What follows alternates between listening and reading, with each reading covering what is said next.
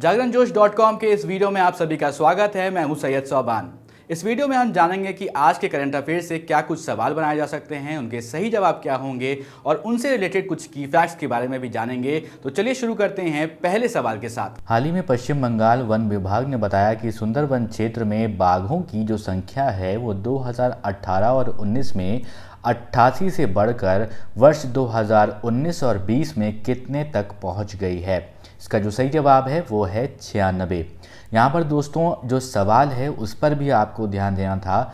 पश्चिम बंगाल में सुंदरवन क्षेत्र में बाघों की जो संख्या है 2018 और 19 में बढ़कर 88 हुई है, जो कि वर्ष 2019-20 में कितने तक पहुंच गई है। इसका जो सही जवाब है वो है 96। इसलिए मैंने 2 बार रिपीट किया क्योंकि यहाँ पर नंबर्स का गेम है, इनको आपको याद रखना है।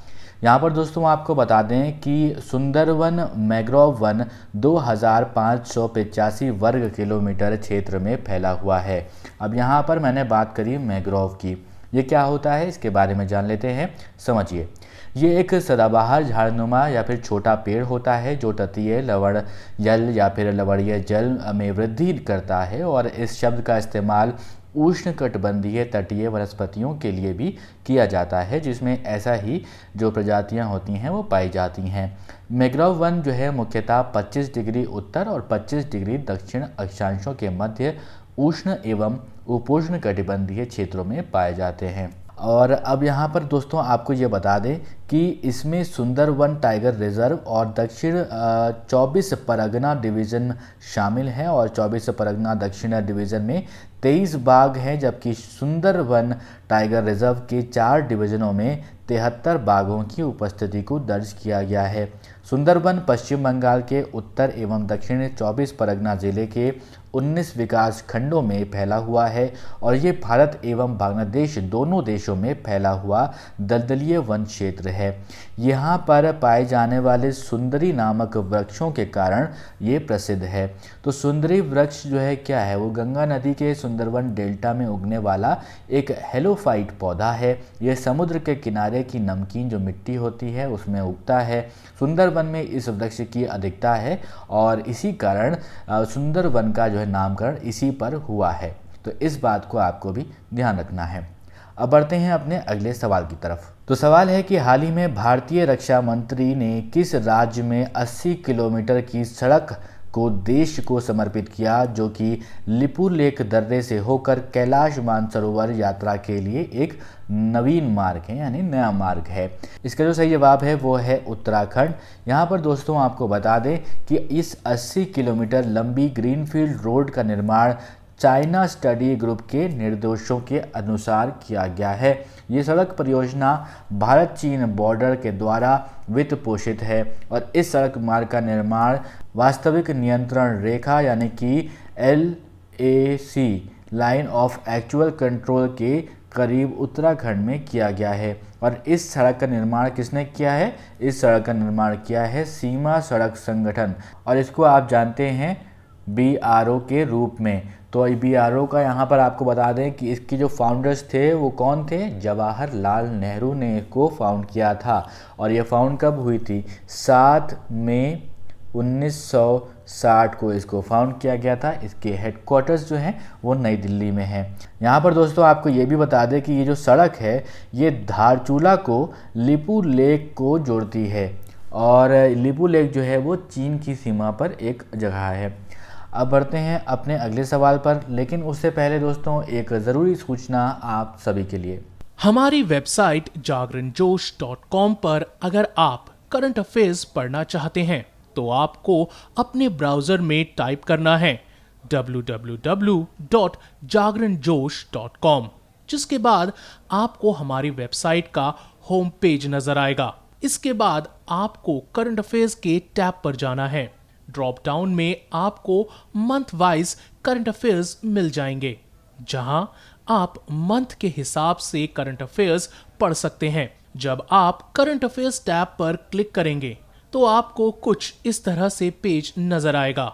अगर आप कैटेगरी वाइज करंट अफेयर्स पढ़ना चाहते हैं तो आप अपनी पसंद के हिसाब से कोई भी कैटेगरी चूज कर सकते हैं, जिसमें latest, national, international, sports, technology और इकोनॉमी जैसी कैटेगरीज मौजूद हैं।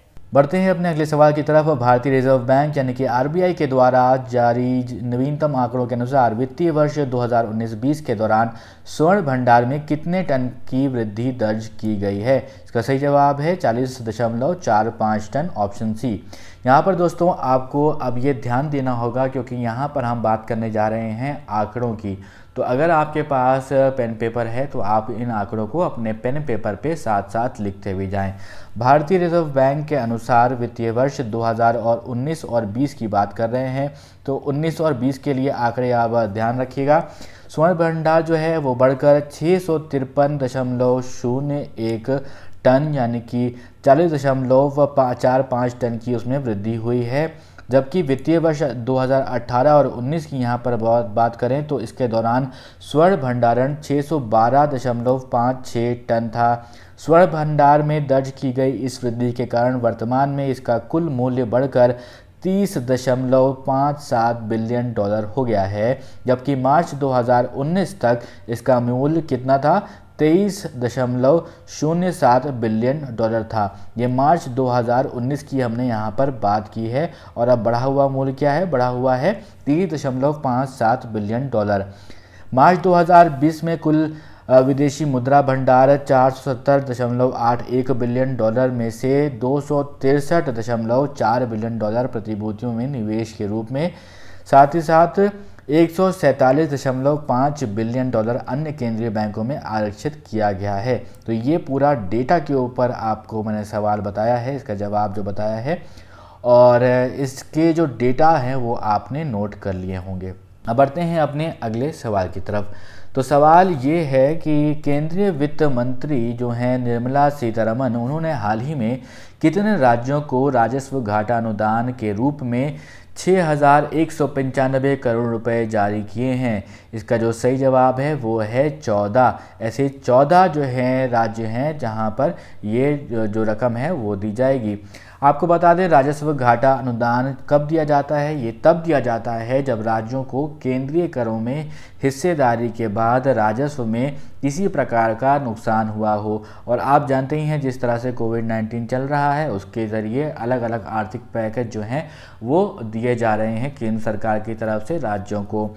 तो आपको बता दें जिन राज्यों को राशि दी गई है उनमें केरल, जिसको 1,276.91 करोड़ रुपए दिए गए हैं। पंजाब की यहाँ पर बात करें तो 638 करोड़ रुपए इसको दिए गए हैं। पश्चिम बंगाल की बात करें तो 417.75 करोड़ रुपए इसको दिए गए हैं। वहीं इससे पहले भी केंद्र सरकार की ओर से राज्यों को आर्थिक पैकेज दिया जा चुका है।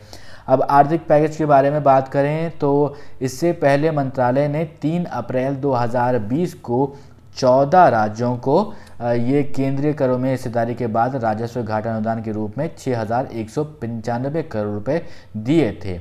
इसमें कि आंध्र प्रदेश, असम, हिमाचल प्रदेश, केरल, मणिपुर, मेघालय, मिजोरम, नागालैंड, पंजाब, सिक्किम, पश्चिम बंगाल, उत्तराखंड, तमिलनाडु और त्रिपुरा शामिल थे।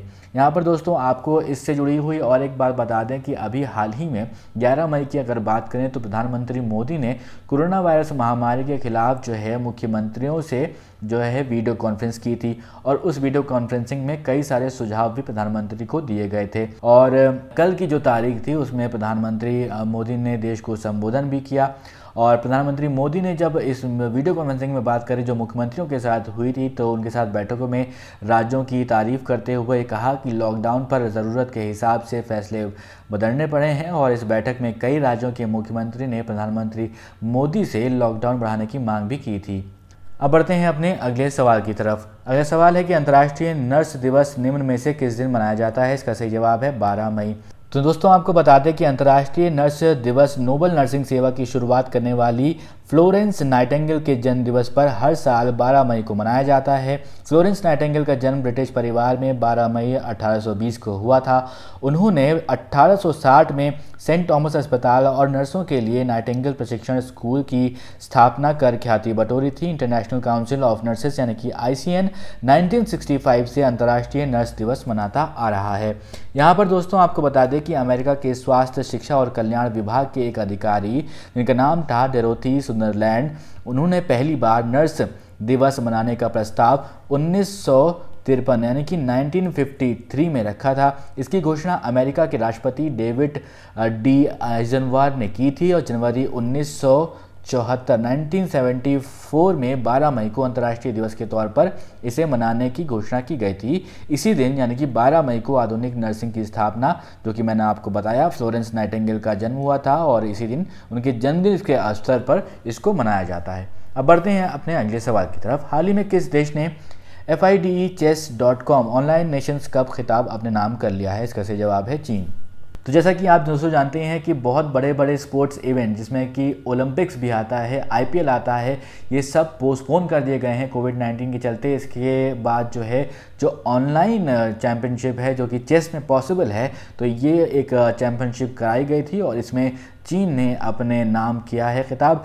तो चीन ने कोरोना वायरस के कारण दुनिया भर में लगे लॉकडाउन के बीच पहली बार आयोजित हुई FIDE chess FIDE.com online nations cup शतरंज खिताब जीत लिया है और ये 6 टीमों के बीच भारत को 5वां स्थान मिला है। चीन ने राउंड रॉबिन दौर में शानदार प्रदर्शन किया और फिर सुपर फाइनल में अमेरिका से 2-2 का ड्रॉ खेला, जो उसे खिताब दिलाने के लिए काफ़ी था। अमेरिका को दूसरा, यूरोप को तीसरा और रूस को चौथा, भारत को 5वां और शेष विश्व टीमों को 6ठा स्थान मिला है। अब दोस्तों वो सवाल जिसका जवाब आपसे हमने पिछले वीडियो में पूछा था, मदर्स डे निम्न में से किस दिन मनाया जाता है? इसका सही जवाब है वो है मई महीने के दूसरे रविवार को। आप में से बहुत सारे दोस्तों ने इसका सही जवाब दिया है।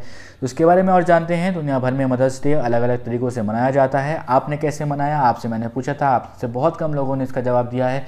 अगर आपने मदर्स डे मनाया था अपनी माता जी के लिए, आपने क्या किया है वो हमें ज़रूर लिखकर बताइएगा। तो मई के दूसरे रविवार को मदर्स डे मनाया जाता है। वहीं US, ऑस्ट्रेलिया, कनाडा, न्यूजीलैंड, चीन, जापान, फिलीपींस में ये खास दिन 12 मई को मनाया जाता है। अरब देशों में 21 मार्च को मदर्स डे मनाया जाता है। अब दोस्तों एक सवाल आपके लिए जिसका जवाब आपको हमें कमेंट बॉक्स में लिख कर देना है। सवाल है कि हाल ही में किस राज्य के पुलिस ने घर बैठे हुए प्राथमिकी दर्ज करवाने के लिए FIR आपके द्वार योजना की शुरुआत की है? आपके ऑप्शंस हैं बिहार, पंजाब, मध्य प्रदेश या फिर झारखंड। आप अपने जवाब हमें कमेंट बॉक्स में लिख कर दीजिए। अगर ये वीडियो आपको पसंद आया हो दोस्तों तो इस वीडियो को लाइक करें, इस वीडियो को अपने दोस्तों के साथ भी शेयर करें और अभी तक आपने हमारे चैनल को सब्सक्राइब नहीं किया है दोस्तों ज़रूर सब्सक्राइब करें और देखते रहें जागरणजोश.com।